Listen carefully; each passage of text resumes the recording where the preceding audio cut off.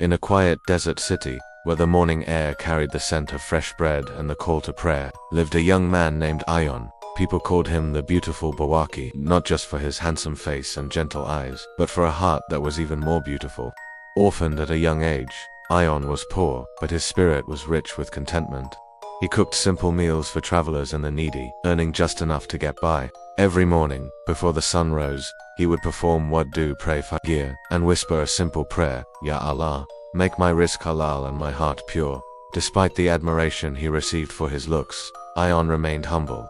He kept his gaze lowered and his intentions clean, never letting the praise of the world distract him from his devotion to Allah. Many nights, after feeding the last hungry person, he would sit alone under the starry sky, his heart overflowing with gratitude for the little he had.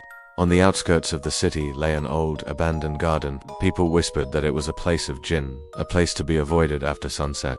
One evening, a frail, sick traveler stumbled to Ion's small stall, begging for food. Though Ion had barely anything left for himself, he cooked a warm, comforting meal and offered it with a kind smile. As the traveler ate, he looked at Ion with knowing eyes. He pointed towards the eerie silhouette of the old garden and said, "There is someone there who has been hungry for centuries. Take food to that garden, and Allah will reward you in ways you cannot even imagine." Ion felt a shiver of hesitation.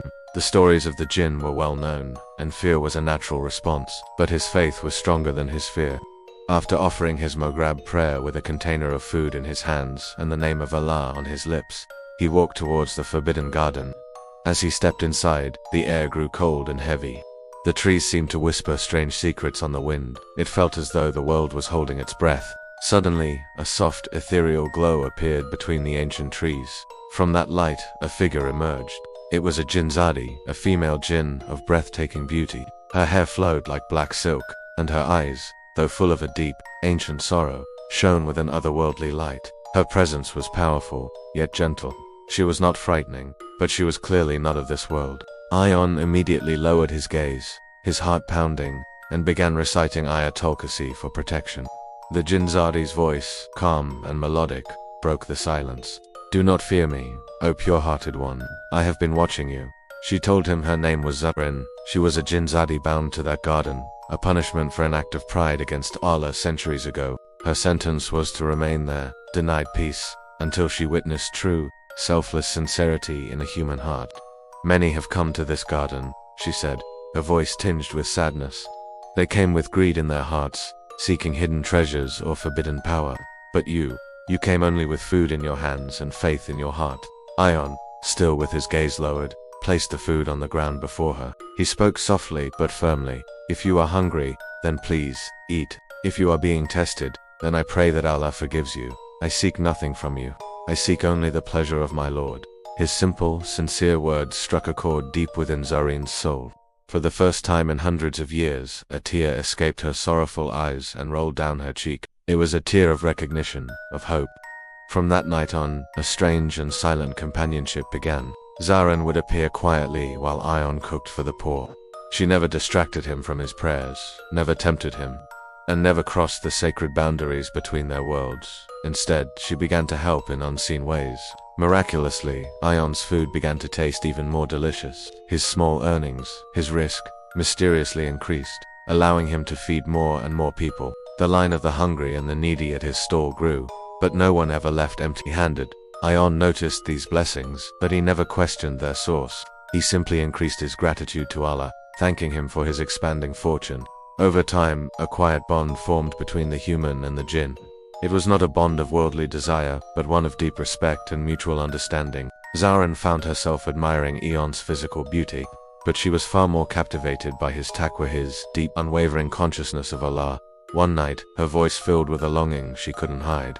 She confessed, "If I were human, I would wish to be worthy of someone like you." Ion replied with his usual gentle wisdom, "Beauty fades, and our worlds are different. But it is obedience to Allah that truly raises our status, in any world." Then came the night Zahrin appeared with a heavy heart, but her eyes held a new light. "My test is ending," she announced. "Allah, in His infinite mercy, has accepted my repentance. But before I leave this place forever, I must ask you, do you wish for wealth, for fame, or for worldly power? Name it, and it can be yours." Ion looked up, not at her, but towards the heavens, and a gentle smile touched his lips. I wish for none of those things, he said. All I ask is that you pray for me. Pray that Allah keeps my heart clean, and that He grants me a righteous spouse in this world to share my life with.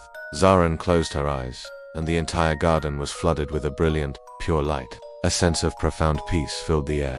Your dua has already been accepted, she whispered, her voice echoing with finality. Because you chose faith over desire, Allah has chosen honor for you. And with those words, she vanished, leaving the garden in tranquil silence, finally free from her centuries-long trial. Soon after, Ion's life did change, but not with sudden riches or fame. He remained a humble Bawarchi, a cook. But the story of his incredible character, his akhlaq, spread throughout the land. A noble and respected family heard of this pious young man and offered their daughter as hand in marriage, impressed not by his handsome face, but by the beauty of his soul. Ion accepted, and his home was filled with the peace and love he had prayed for. Even today, the elders in that city share this story. They say that when the wind whispers through the old garden, it carries a timeless reminder that true beauty is not in the face, but in the purity of the heart. True love is not about desire, but about sacrifice for a higher purpose. And true success is found only in obedience to Allah, for when a heart is pure and its intentions are for God alone, even the unseen worlds will bow in respect. Thank you for watching.